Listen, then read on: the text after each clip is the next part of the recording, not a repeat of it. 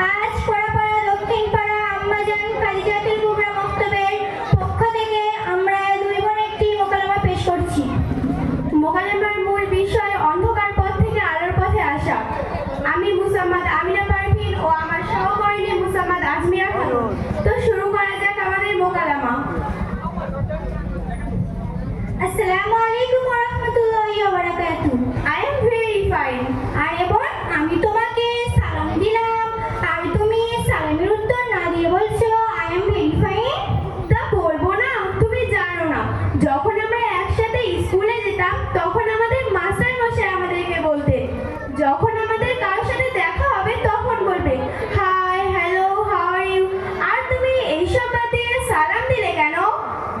আরে বোন থামো তো, তোমার আমার মাস্টারেরও মাস্টার, যিনি হযরত মুহাম্মদ মুস্তাফা সাল্লাল্লাহু আলাইহি ওয়াসাল্লাম। আর তিনি কোরআন হাদিসের মধ্যে বলেছেন আসসালামু ক্বাবলাল কালাম, অর্থাৎ তোমরা কোনো ব্যক্তির সঙ্গে কথা বলার পূর্বে সালাম আদান প্রদান করো। তা বাদ দাও এইসব, তা বলো তুমি এখন কেমন আছো? আলহামদুলিল্লাহ, আল্লাহর অশেষ রহমতে আমি অনেক ভালো আছি। তুমি আবার গেও ভাষা বললে? নাউজুবিল্লাহ বোন, তুমি আলহামদুলিল্লাহকে গেও ভাষা বলছো কেন? তা বলবো না? তুমি জানো না, যখন আমাদের কেউ কিছু জিজ্ঞাসা করে হাউ আর ইউ বা কেমন আছো, তখন আমাদের বলতে হয় আই এম ভেরি ফাইন। আর তুমি এইসব বাদ দিয়ে আলহামদুলিল্লাহ বললে কেন? আরে বোন, আমাদের কেউ কিছু জিজ্ঞাসা করলে সেটা যদি ভালো দিক হয় তাহলে কোরআন সুন্নাহ আলোকে আলহামদুলিল্লাহ, মাশাআল্লাহ এবং জাযাকাল্লাহ বলতে হয়। আর সেটা যদি খারাপ দিক হয় তাহলে নাউজুবিল্লাহ বলতে হয়।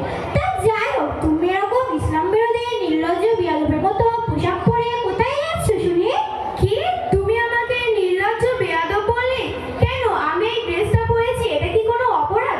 আর তুমি কি বলতে চাচ্ছ আমি তোমার মতো হাব্বা জাব্বা বোরখা পরে ঘুরবো?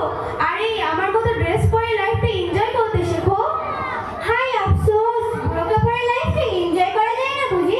এই তোমার মতো হাজারো মুসলিমেরা পর্দাকে হালকা ভেবে নিচ্ছে, জেনাকে বিচার করে লাঞ্ছিত বঞ্চিত হচ্ছে। এই তোমার সমস্যাটা কোথায় বলো তো? আরে বোন, আমার কোনো সমস্যা নেই, সমস্যাটা হলো তোমাদের ইসলামের এই সুন্দর সংস্কৃতি ছেড়ে পরচর্চা, পচামগ্ন সংস্কার তোমাদের ভালো লাগে, তাই তো তোমরা খোলামেলা পোশাকে ঘুরে বেড়াও। এই তখন থেকে শুনছি পর্দা পর্দা করে যাচ্ছ, তা পর্দার মানেটা কি বলো তো? বোন, পর্দার মানে হলো আবরণ করা বা ঢেকে রাখা। আর এই পর্দা করাটা ইসলামের একটা বিধান। আর এই পর্দা নিয়ে এমন আল্লাহ তাআলা কোরআনের মধ্যে কি বলেছেন জানো? কি বলেছেন আবার? বোন, আল্লাহ তাআলা কোরআনের মধ্যে সূরা আল কাহাফের শুরুর দিকে বলেছেন, হে নারীরা তোমরা তোমাদের ঘরে অবস্থান করো। বোন, আল্লাহ তাআলা আবার কোরআনের মধ্যে বলেছেন আকুরনা ফি বুয়ুতিকুন্না আলা তাবাররাজনা তাবাররুজাল জাহিলিয়াতিল উলা, অর্থাৎ হে নারীরা তোমরা তোমাদের ঘরে অবস্থান করো সেই জাহিলিয়া যুগের মতো নিজেদের রূপ সৌন্দর্য দেখিয়ে পরপুরুষের সামনে প্রদর্শন করে বেরিও না। তিনি যত্নে রাখলে তাতে যেমন টিপে লাগা কঠিন, ঠিক তেমনই মুসলিম মেয়েরা পর্দা করে তাকে অপমান করা তার থেকেও বেশি কঠিন। তাই তোমার আল্লাহ তাআলা পর্দাকে ফরজ করেছেন। তোমাকে একটি উদাহরণ দিচ্ছি শোনো। ধরো দুটো 5 টাকার নোট, দুটোর বয়স 7 বছর। একটা খোলামেলা দুনিয়ায় ঘুরে বেড়াচ্ছে আর একটা যত্নে বাক্সে রাখা আছে। যেটা খোলামেলা দুনিয়ায় ঘুরে বেড়াচ্ছে একজনের হাত থেকে অন্যজনের হাতে যাচ্ছে, ফলে সেটা নোংরা হয়ে যাচ্ছে। আর যেটা যত্নে বাক্সে রাখা আছে সেটা এখনো নতুনের মতো চকচক করছে। পর্দাওয়ালি ও বেপর্দাওয়ালি মুসলিম নারীর ঠিক এমনই পার্থক্য। তা যাই হোক, তোমার সাথে আজে বাজে তর্ক করে আমি আমার সময় নষ্ট করে ফেলেছি। আমি চললাম, আমার পিকনিকে দেরি হয়ে যাচ্ছে। দাঁড়াও বোন, পিকনিকে না গিয়ে নামাজটা পড়ে নিলে হতো না? কি কিসব ফালতু বলছো? আমি পিকনিকে না গিয়ে নামাজ পড়বো? আরে আমি তো আল্লাহর অস্তিত্ব বিশ্বাসই করি না, তাই নামাজ পড়বো? নামাজ পড়ে কার কাছে মাথা নত করবো? নাউজুবিল্লাহ বোন, তুমি এ কি বলছো? আরে আল্লাহকে তো দেখাই যায় না, তাহলে কিভাবে বিশ্বাস করবো? বোন, তুমি যে বাতাসটা অনুভব করো সেটা কি তুমি দেখতে পাও? শুধু তো অনুভব করো, তাহলে কেন সেটা বিশ্বাস করো?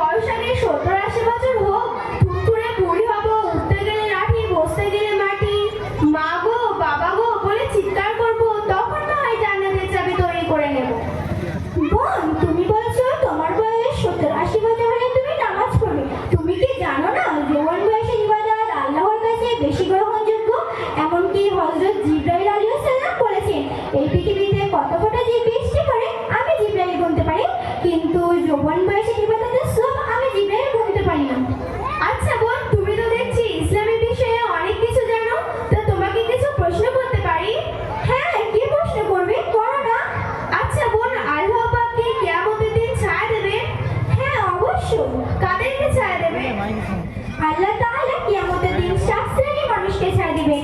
1, যারা ন্যায় বিচার করে। 2, যে যুবক আল্লাহর বন্দেগীতে নিযুক্ত থাকে। 3, যে ব্যক্তি আল্লাহর ওয়াজকে ভালোবাসে।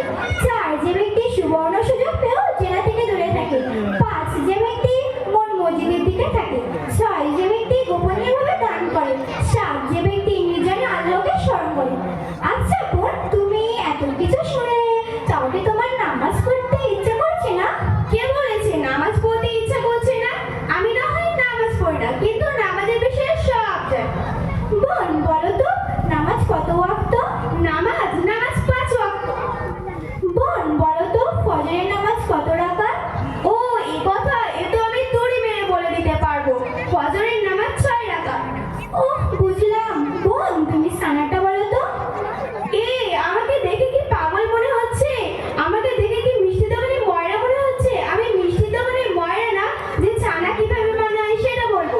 আর তুমি এক কাজ করো, আমার ফোনটা দুদিনের জন্য ধার নাও, ইউটিউবে গিয়ে সার্চ করো, ছানা কিভাবে বানায় পেয়ে যাবে। আর তাও যদি না পারো, আমি তোমাকে টাকা দিচ্ছি, মিষ্টির দোকানে গিয়ে ছানা কিনে খেয়ে নিও, আর ছানা বানানো শিখতে হবে না। বোন আমি তোমাকে যে ছানার কথা বলছি এটা সেই ছানা না। কেন, ছানা কি 2 রকমের হয়?